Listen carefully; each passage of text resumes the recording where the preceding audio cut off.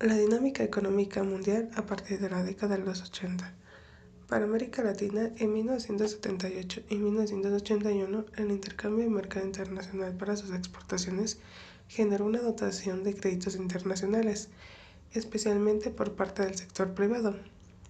Estas condiciones posibilitaron que las regiones implementaran políticas económicas expansivas, las cuales a su vez hicieron que 11 países latinoamericanos mantuvieran tasas de crecimiento económico por arriba del 4%.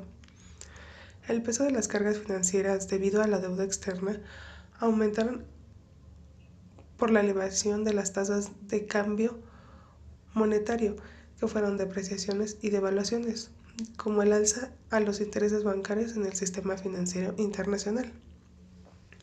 En países subdesarrollados, trajeron un debilitamiento del Estado-nación, fuertes posiciones regionales y una fuerte polaridad social donde la brecha entre ricos y pobres se incrementaba día a día, como fenómeno de fragmentación de los espacios nacionales, con la creación diversificada de organizaciones que marcaban cambios en la integración regional.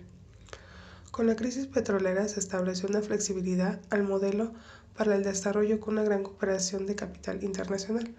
Además, los cambios en la política estratégica en el bloque soviético dio como resultado la llamada Guerra de las Galaxias. Los tipos de interés para Estados Unidos provocaron un proceso de apreciación del dólar que agravó todavía más el déficit por cuenta corriente, por lo que el dólar comenzó a ser preocupante en 1984. El sistema financiero se desfondó con cierta euforia en Estados Unidos, por lo que comenzó a formarse una especulativa sobre la cotización del dólar. Cabe destacar algunos aspectos importantes durante los años 90. En 1987, el lunes negro fue el 19 de octubre de 1987 cuando millones de inversores se lanzaron a una masa a vender sus acciones a la bolsa de Nueva York debido a la creencia generada del manejo inapropiado de la información confidencial y la adquisición de empresas con dinero procedente de créditos. En 1989, la caída del Muro de Berlín fue el primer paso hacia la unificación de las dos Alemanias, que tuvo lugar el día 13 de octubre de 1990. Posteriormente, el 20 de junio de 1991, Berlín se convertiría oficialmente en la nueva capital de la Alemania unificada. Para 1994, el efecto tequila por parte del gobierno de México fue incapaz de mantener un tipo de cambio fijo frente al dólar y anunciar la devaluación de la moneda. La falta de confianza en su economía provocó una gran salida de capitales, créditos y una producción en el desempleo que incrementó al 60%. En 1997, la crisis de Alemania se devaluó la moneda tailandesa y tras ella cayeron la de Malasia, Indonesia, Filipinas, lo cual repercutió también en Taiwán, Hong Kong y Corea del Sur. El Fondo Monetario elaboró una serie de paquetes de rescate para salvar a las economías más afectadas y promovió reformas estructurales. En 1998, la crisis del rumbo fue en Rusia, lo cual colapsó su sistema bancario nacional con una suspensión parcial de pagos internacionales, una devaluación de su moneda y la congelación de los depósitos en divisas. Para 2001, los atentados del 11 de septiembre hicieron caer las bolsas, en cual en Tokio cayó más del 6% y las bolsas europeas tuvieron fuertes descensos que llegaron a los inversores a refugiarse en el oro y los bonos del Tesoro estadounidense. Para 2002, la entrada de la circulación del euro fue en 12 países de la Unión Europea. Para 2007 a 2010, la Gran Recesión fue el detonante tras el estallido de una enorme burbuja inmobiliaria que reveló que los bancos habían extendido hipotecas basuras a personas que no podían pagarlas con la expectativa de que el precio de las viviendas seguiría subiendo. Para 2010 empezó la guerra de divisas y desequilibrio mundial, donde Estados Unidos renovó sus presiones sobre China para que dejara que el yuan se rivalizara contra la demanda interna, mientras que China, la Unión Europea y otros miembros del G20 criticaron la inyección del dinero para ahondar a los desequilibrios globales en la Reserva de Estados Unidos. 2. Las tendencias económicas mundiales, globalización y liberación económica. Para las relaciones internacionales, es una disciplina que está direccionada a la constelación de actores en flujos económicos transfronterizos con sus interrelaciones, distinguiendo el orden mundial que se enfoca más en actores estatales y no estatales e internacionales que coopera en estados-nación, mencionando también el orden económico internacional, que será todo aquel que se base en reglas, principios para que los países actúen en materia de producción, inversión, comercio y finanzas. Algunas características medulares del orden geopolítico de la posguerra fría fueron la ausencia de una potencia o grupos de potencias fuertes para amenazar la seguridad nacional de la única superpotencia que es Estados Unidos.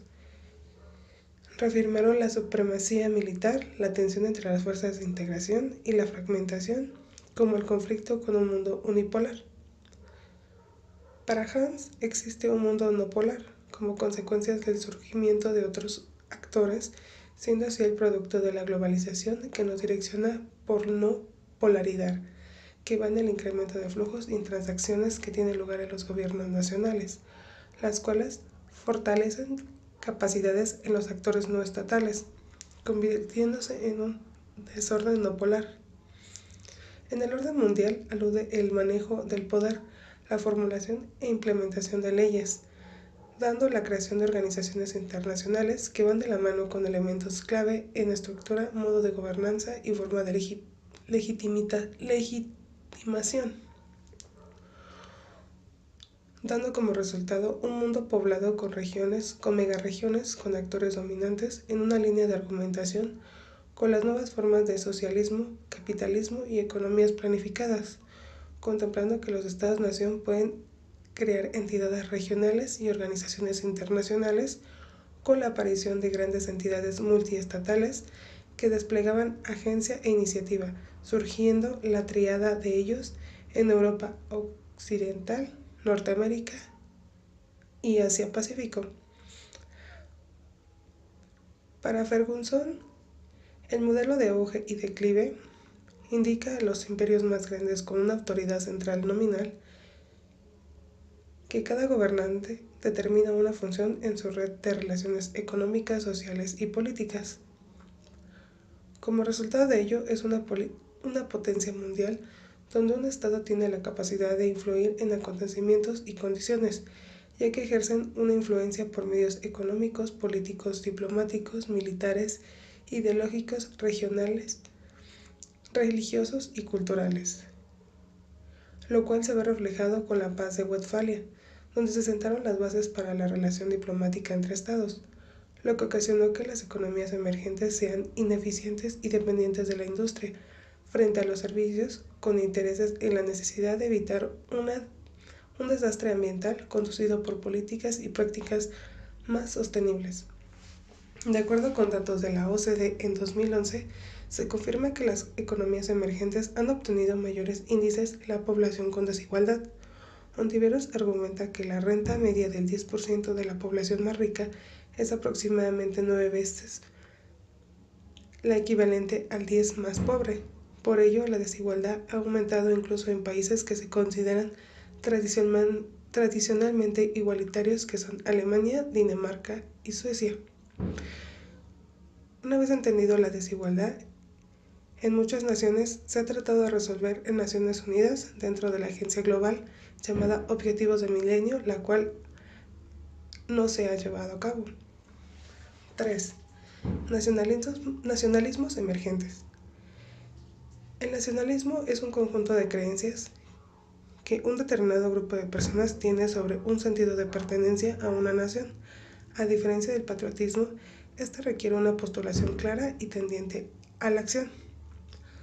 Los nacionalismos son el resurgimiento de los estados-nación de los siglos XIX y XX, donde se predominan mensajes que seducían al pueblo y se exaltaban los sentimientos de adhesión por medio de símbolos. El nacionalismo, a lo que podemos llamar occidental, busca caminos democráticos por el pueblo, asambleas y pactos de futuro, movimientos, guerra abierta o terrorismo, las cuales de esta aparición de nacionalismo son de orden explosiva por movimientos de lo nacional frente a lo universal, cultural, político, económico, como lo fue la crisis de la economía global de corte neoliberal. El nacionalismo se basa en dos principios fundamentales. El principio de la soberanía nacional, donde el territorio cobra un valor sobresaliente y es definido. 2. El principio de nacionalidad, el cual se refiere al sentido de pertenencia en un ordenamiento jurídico o al sentido de pertenencia de un grupo social, que no solo comparte características comunes, sino que también forma un Estado cuyas fronteras coinciden con las de la nación. Existen diferentes tipos de nacionalismo. Entre ellos encontramos el nacionalismo de las minorías, las cuales son un grupo de personas con creencias o intereses comunes, las cuales se reúnen, forman parte de una unidad basada en sus principios. Nacionalismo económico. Basa su ideología en mecanismos de dependencia económica. Mantiene la postura de que los sectores de producción y de las empresas básicas de la economía estén en manos de capitales nacionales a bases estatales cuando el sector privado. Existen ventajas y desventajas. Entre las ventajas, el nacionalismo, por ser una ideología unificadora de la identidad nacional, impulsa a las personas pertenecientes a un Estado a velar por los intereses de la misma de una forma muy arraigada, siempre poniendo como prioridad el apoyo y el trabajo en favor de lo hecho dentro del territorio nacional, con ideas surgidas en el mismo y materia prima y esfuerzo humano originario del mismo. La desventaja, el nacionalismo, por ser confundido con el patriotismo, ha llevado a que se dirijan regímenes dictatoriales que buscan imponer paz y orden a costa del abuso a personas.